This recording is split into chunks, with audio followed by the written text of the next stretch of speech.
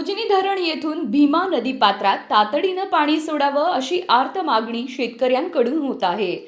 तसंच माजी खासदार राजू शेट्टी यांनीही पाणी त्वरित सोडण्याची मागणी केली आहे. दरम्यान काही तासांपूर्वी मुख्यमंत्री देवेंद्र फडणवीस यांनी राज्यातील विविध धरणातील उपलब्ध पाणीसाठ्याचा आढावा घेतला. या बैठकीत उजनी धरणाच्या स्थितीवरही चर्चा झाली. यंदा एल निनोच्या प्रभावामुळे पावसात घट होण्याची शक्यता वर्तवण्यात आली आहे. या पार्श्वभूमीवर जलसंपदा विभागाचे अतिरिक्त मुख्य सचिव दीपक कपूर यांनी संभाव्य परिणामांची माहिती मुख्यमंत्र्यांना दिली.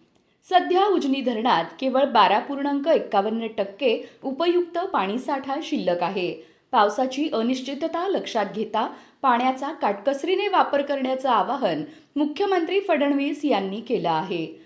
दरम्यान या आठवड्यात पाणी सोडले जाईल अशी शक्यता व्यक्त होत होती. मात्र मुंबईतील बैठकीनंतर अद्याप कोणताही ठोस निर्णय समोर आलेला नाही. दरम्यान जनावरांच्या पाण्याचा प्रश्न गंभीर बनला असून उभी पिके करपू लागल्यानं शेतकरी चिंतेत आहेत.